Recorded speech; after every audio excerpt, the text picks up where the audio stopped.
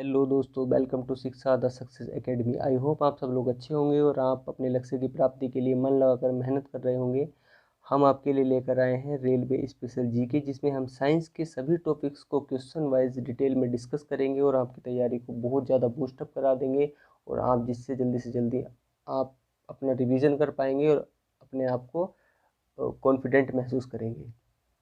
ठीक है, तो आइए बिना समय बर्बाद किए शुरू करते हैं आज की क्लास को, जो इस सीरीज़ का सेकंड लेक्चर है। और आप जल्दी से जल्दी इस चैनल को सब्सक्राइब कर लीजिए, वीडियो को अपने दोस्तों के साथ, बाकी लोगों के साथ शेयर कर दीजिए, लाइक ठोक दीजिए और बेल आइकन को हिट कर दीजिए ताकि आपको नोटिफिकेशन की अपडेट टाइम टू टाइम मिलती रही है। आइए लेट्स स्टार्ट द क्वेश्चन। पहला क्वेश्चन है, दृष्टि के पश्चदीप्ति सिद्धांत के आधार पर निर्मित होता है। तो दृष्टि का जो पश्चदीप्ति सिद्धांत है उसके आधार पर निर्मित होता है आपका कैमरा। नेक्स्ट क्वेश्चन है, तंतु प्रकार के प्रकाश बल्ब में प्रयोग की गई अधिकांश विद्युत शक्ति प्रकट होती है। तो बल्ब जलाने के लिए जो फिलामेंट वाला बल्ब होता है, पीली रोशनी देता है, उसमें जो करंट यूज होता है वो सारा का सारा मैक्सिमम कन्वर्ट हो जाता है आपका दृश्य प्रकाश के रूप में। ठीक है, किसमें कन्वर्ट हो जाता है? दृश्य प्रकाश के रूप में, जो पहले बल्ब चलते थे। नेक्स्ट, माध्यम के तापमान में वृद्धि के साथ प्रकाश की गति पर क्या प्रभाव पड़ता है? तो मैं आप लोगों को बता देता हूँ। किसी भी माध्यम का टेम्परेचर बढ़ाने से और घटाने से उस चीज़ पे इफेक्ट करेगा जिसकी ट्रेवलिंग मीडियम पे डिपेंड करती हो। और हमारी लाइट तो मीडियम पे डिपेंड ही नहीं करती है, वैक्यूम में भी चल जाती है, गैसेज में भी चल जाती है। लाइट किसी भी चीज़ में जा सकती है भेद के, जैसे सन से आ रही है यहाँ तक। तो माध्यम का तापमान घटे या बढ़े, प्रकाश की गति पर कोई भी प्रभाव नहीं पड़ेगा, यानी कि प्रकाश की गति वैसी की वैसी ही रहेगी। ये नेक्स्ट क्वेश्चन चलते हैं। पृथ्वी के वायुमंडल की कौन सी परत, पृथ्वी के वायुमंडल का कौन सा पार्ट रेडियो तरंगों को वापस पृथ्वी के पृष्ठ पर परावर्तित करता है? पहला ऑप्शन है आयन मंडल, समताप मंडल, मध्य मंडल, या इनमें से कोई नहीं। तो रेडियो तरंगों को वो पार्ट रिफ्लेक्ट करता है, रेडियो तरंगों को वो पार्ट रिफ्लेक्ट करता है जिसमें आयन हो, जिसमें क्या हो? आयन हो। ठीक है, जिसमें आयनाइज्ड गैसेज हों। तो आयनाइज्ड गैसें होती हैं हमारे आयन मंडल में। आयन मंडल सबसे बाहर वाला मंडल होता है जो 4 पार्ट में डिवाइड होता है। उसका एक पार्ट थर्मोस्फीयर, यानी कि थर्मोस्फीयर भी है, जो कि मध्य मंडल से ऊपर है। आयन मंडल मध्य मंडल के ऊपर वाली लेयर को कहलाते हैं, यानी कि 85 किलोमीटर से ऊपर का जितना भी भाग आता है वो सारा का सारा आयन मंडल में आता है। ठीक है, एक्सोस्फीयर और थर्मोस्फीयर इसी आयन मंडल का हिस्सा होते हैं। आइए नेक्स्ट डायग्राम से समझते हैं सारे के सारे मंडलों को, क्योंकि इनसे कहीं ना कहीं हमें क्वेश्चन मिल जाता है। देखिए, ये देखिए, मैं सबसे पहले आपको पहला वाला डायग्राम समझा रहा हूँ, ये वाला।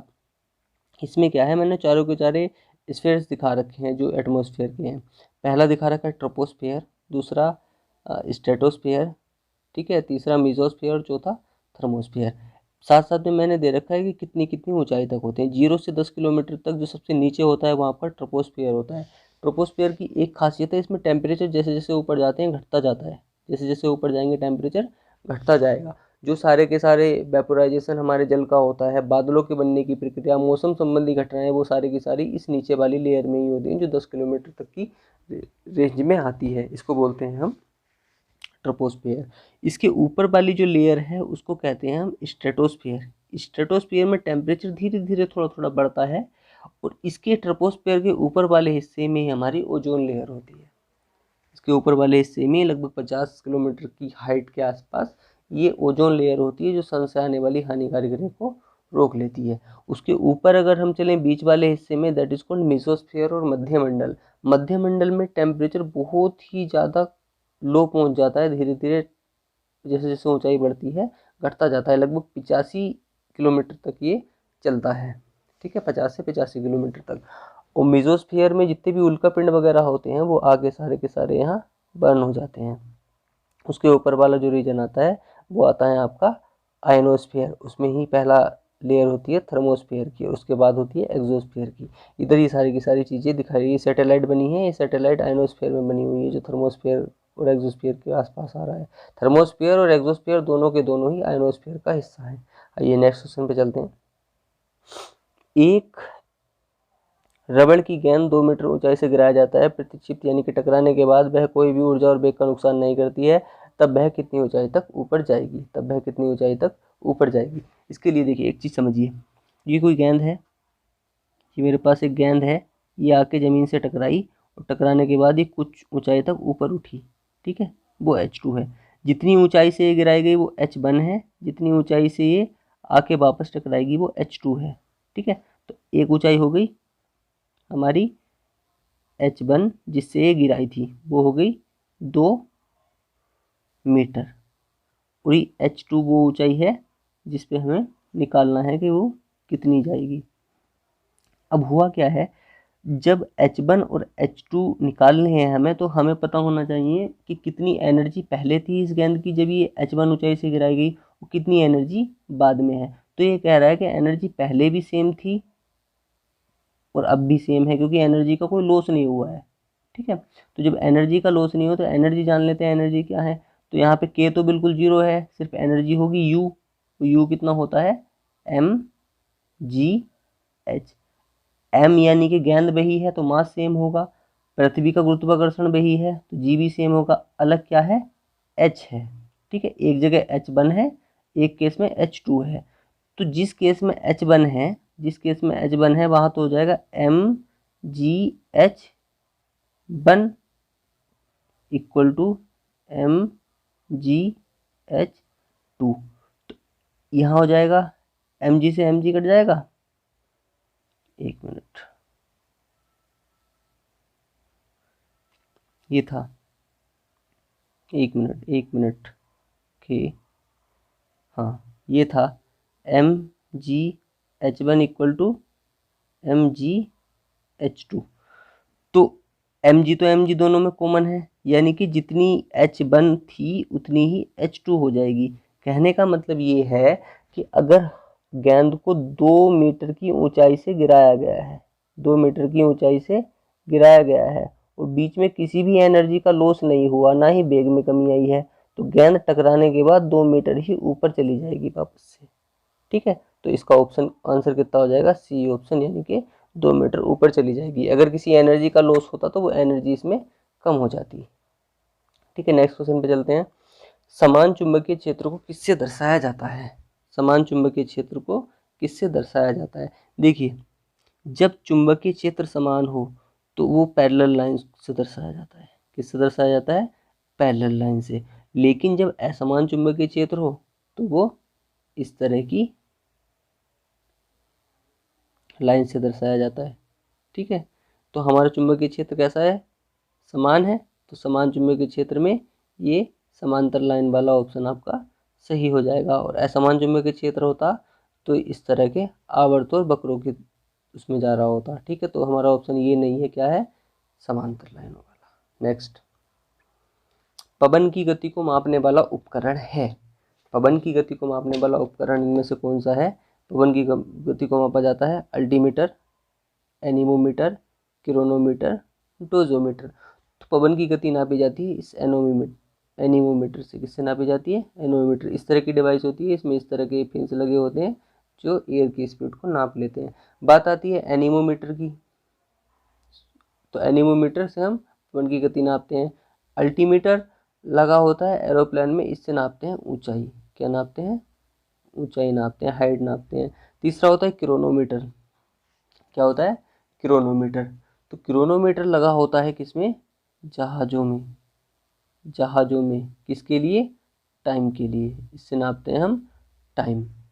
एक्चुअली जो देशांतर का डिफरेंस होता है उससे एक्यूरेट टाइम पता नहीं चलता, तो इसलिए ये डिवाइस एक ऐसी है क्रोनोमीटर जो बिना देशांतर के डिफरेंस को समझते हुए एग्जैक्ट टाइम हमें बता देती है। और तीसरा वाला है आपका ये डोजोमीटर।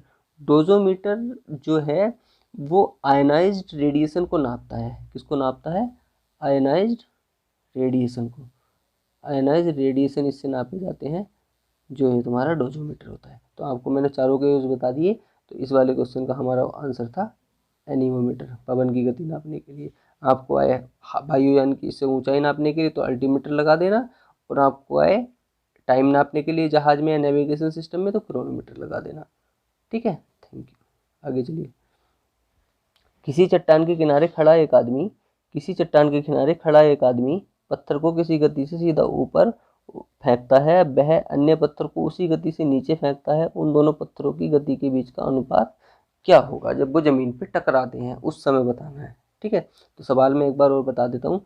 ये एक इंसान है, यहाँ पे खड़ा है, इसने एक पत्थर ऊपर को फेंका। ठीक है, जब इसने ऊपर को फेंका तो गति वही थी, स्पीड ऐसी थी, और उसने एक पत्थर इसी जगह से नीचे को फेंका, तब भी स्पीड सेम थी।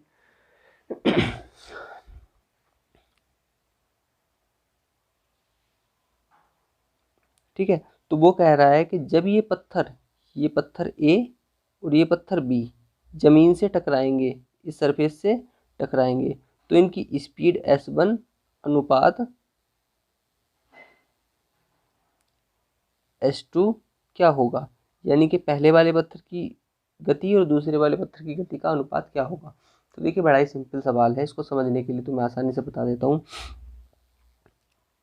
यहाँ से एक मिनट, सॉरी, यहाँ से एक आदमी ने ये पत्थर फेंका ऊपर और एक फेंका नीचे, एक फेंका नीचे। अब मुझे एक बात बताइए, जब ऊपर गया तो एक बेग से गया होगा ऊपर, और ऊपर जाने के लिए इसने गुरुत्वाकर्षण बल का अपोज किया होगा, और ये फाइनल पॉइंट पे यहाँ पहुंच गया, यहाँ जाके इसका बेग कितना हो गया होगा, 0। अब इसने नीचे आना शुरू किया, जब ये नीचे आया होगा यहाँ से नीचे, तो जी ने इस पे काम किया होगा, गुरुत्वाकर्षण बल ने इसे खींचा होगा और इसकी स्पीड बढ़ाई होगी। जब स्पीड बढ़ाई होगी तो जब ये उस जगह आया होगा जिस जगह से फेंका गया होगा, तो इसकी स्पीड बिल्कुल वही हो गई होगी जो स्पीड इस पत्थर की है जो नीचे की साइड फेंका गया है। अब यहाँ से दोनों की स्पीड सेम है, तो टकराते टाइम भी नीचे आके दोनों की स्पीड सेम हो जाएगी। जब स्पीड सेम हो जाएगी तो इनकी स्पीड का अनुपात कितना हो जाएगा, 1:1। तो स्पीड का अनुपात कितना हो जाएगा, 1:1। ओके, आइए नेक्स्ट पे चलते हैं। जब शुद्ध जल में डिटर्जेंट डाला जाता है तो उसका पृष्ठ तनाव पर क्या प्रभाव पड़ता है। देखिए, किसी भी जल में जब कोई भी अशुद्धि मिलाई जाती है, जब कोई भी अशुद्धि मिलाई जाती है तो उसका पृष्ठ तनाव क्या होता है, घट जाता है, उसका पृष्ठ तनाव घट जाता है। ठीक है, पानी में डिटर्जेंट इसलिए मिलाते हैं ताकि उसका पृष्ठ तनाव घट जाए और वो कपड़े के छोटे छोटे छिद्रों में जाकर मैल को निकाल के उसमें से बाहर ले आए। ठीक है, तो पानी में डिटर्जेंट इसीलिए मिलाते हैं, और इसीलिए डिटर्जेंट मिलाने से पानी हमारे कपड़े साफ हो जाते हैं, क्योंकि उसके पृष्ठ तनाव घट जाता है और वो कपड़ों में ज़्यादा गहराई तक जाके अंदर से मैल को खींच लाता है। ठीक है, तो आई थिंक आप इसको समझ गए होंगे। अशुद्धि मिलाने पर, डिटर्जेंट नहीं, कोई भी अशुद्धि आप मिलाएंगे जल में तो उसका पृष्ठ तनाव घट ही जाएगा।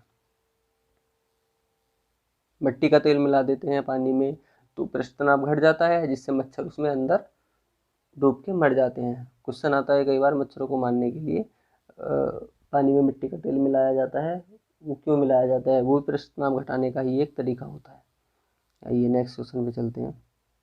निम्नलिखित में से केवल अदिश राशि को चुनिए, केवल अदिश राशि को चुनिए।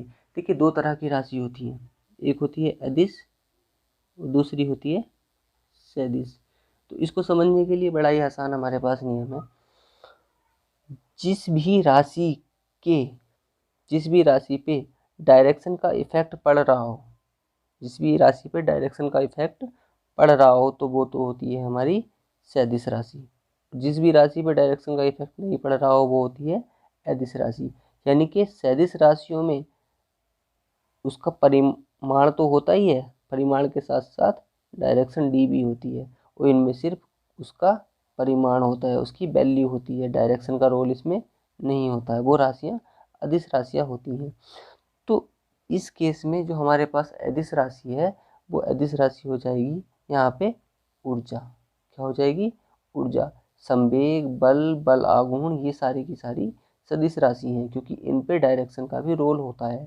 जैसे बल है तो बल किस दिशा में लगाया गया ये डिपेंड करता है। ठीक है, तो जब दिशा का रोल आ जाए ना तो वहाँ पे हो जाती है आपकी सदिश राशि, और अदिश राशि वहाँ होती है जिसमें सिर्फ दिशा का रोल ना हो, सिर्फ परिमाण होगी। इतने किलो जूल की एनर्जी है हमारे पास, इतने जूल की एनर्जी है बस। तो यहाँ पे ऊर्जा एक ऐसा है जिसकी राशि अदिश है, बाकी इन सब की राशि सदिश है। आइए नेक्स्ट पे चलते हैं। घरेलू विद्युत उपकरणों में प्रयुक्त सुरक्षा फ्यूज तार उस धातु से बनी होती है जिसका, देखिए फ्यूज तार क्यों बनाते हैं, मान लो ये हमारे घर की सप्लाई है, इसमें लगे हैं, ठीक है, यहाँ पे मैंने लगा दिया फ्यूज तार, ठीक है। अब क्या होता है, यहाँ से इलेक्ट्रिसिटी जा रही है इधर, ठीक है, ये हमारी डिवाइसेस लगी हुई हैं, टीवी फ्रिज कूलर जो भी हमारी सारी की सारी डिवाइसेस लगी हुई हैं। अब इसमें फ्लक्चुएशन हुआ या किसी तरह से कोई शॉर्ट सर्किट वगैरह हुआ तो ये यहाँ पे सबसे पहले हीटिंग पैदा करेगा। जब भी कोई गड़बड़ होती है सर्किट में तो वो हीट पैदा करता है, वो हीट पैदा करेगा तो वहाँ पे वायर जलने लगेगा। तो फ्यूज तार में क्या होता है, एक लो मेल्टिंग पॉइंट का तार लगा होता है बीच में इस तरह से, जैसे ही हीट जनरेट होगी तो एक गल के तार टूट जाएगा। ये फ्यूज का काम होता है। तो फ्यूज का काम होता है हमारे घर की सेफ्टी करना। तो ये फ्यूज किसका बना होता है, एक लो मेल्टिंग पॉइंट के मटेरियल का बना होता है जिसका गलनांक कम हो, जो कि थोड़ी सी हीट से गल जाए और बीच से ब्रेक हो जाए। जब ब्रेक हो जाएगा तो अपने आप इस इलेक्ट्रिसिटी आगे तक हमारी डिवाइसेस तक जा नहीं पाएगी, जिससे हमारी डिवाइसेस सेफ बच जाएंगी। तो घरेलू जो घरेलू सुरक्षा के लिए जो फ्यूज तार इस्तेमाल किया जाता है उसका प्रतिरोध, उसका क्या होता है, गलनांक कम होता है। प्रतिरोध को नहीं कहेंगे, क्या कम होता है, गलनांक कम होता है, ठीक है, यानी कि लो मेल्टिंग पॉइंट होता है। नेक्स्ट क्वेश्चन है हमारा, रात में तारे चमकते हैं, ये नंबर गलत हो गया है यहाँ पे, इसको माइंड मत कीजिएगा, ठीक है। रात में तारे चमकते हैं, तो रात में तारे क्यों चमकते हैं, मैंने आपको इससे लास्ट वीडियो में समझाया था कि हमें ये पता है कि लाइट सीधी रेखा में चलती है, लाइट सीधी रेखा में चलती है। अब कोई तारा है रात में, ये इस तरह से कोई स्टार है और बीच में बहुत सारी एयर की लेयर है, तो यहाँ से रोशनी आई, इसकी रोशनी ऐसे चलनी शुरू हुई, ये ऐसे डिफ्लेक्ट हो गई, ऐसे डिफ्लेक्ट हो गई, ऐसे डिफ्लेक्ट हो गई, सॉरी डिफ्लेक्ट नहीं, अपवर्तित होती जा रही है माध्यम में सघनता और विरलता के कारण। एक इंसान यहाँ पे खड़ा हुआ देख रहा है इसको, ये इंसान यहाँ पे खड़ा हुआ उसको देख रहा है, तो इसको क्या लगेगा जब इसकी आंख पे पड़ेगी कि ये रोशनी सीधी आ रही है, यहाँ से रोशनी सीधी यहाँ से आ रही है आगे से, तो वो तारा यहाँ ना होके उसको आभासी यहाँ प्रतीत होगा। अब बीच बीच में ये मीडियम चेंज होता रहेगा, ऊपर नीचे, तो ये जो लाइन है ऊपर नीचे हिलती रहेगी, ठीक है। जो ये अपवर्तन हो रहा था यहाँ पर हवा की वजह से, ये हवा की वजह से तो हो ही रहा था। अब जैसे जैसे हवा का सघनता और विरलता घटे बढ़ेगी तो ये लाइन भी ऊपर नीचे चेंज होगी, जिस वजह से इसको तारा ये टिमटिमाता हुआ दिखाई देगा, ठीक है। तो ये लाइन का रोल किसकी वजह से कम बढ़ती हो रहा है, हवा की सघनता, और हवा की सघनता की वजह से क्या हो रहा है, अपवर्तन हो रहा है। तो हम कह सकते हैं कि रात में जो तारे चमक रहे हैं वो अनेकों अपवर्तन के कारण चमक रहे हैं। अनेकों अपवर्तन इसलिए, पहली लेयर में ये आई, ये थोड़ी सी अंदर की साइड घूम गई, अगली लाइन का लेयर फिर आया, फिर और अंदर की साइड घूम गई ये, ठीक है। इस तरह से लेयर घूम फिर के ऐसे ये थोड़ी टेढ़ी हो गई, और नीचे वाले आदमी को लगेगा सीधी आ रही है यहाँ से, तो उसको तारा आभासी यहाँ प्रतीत होगा इस जगह की बजाय, ठीक है। नेक्स्ट क्वेश्चन है, लाल रंग को आपस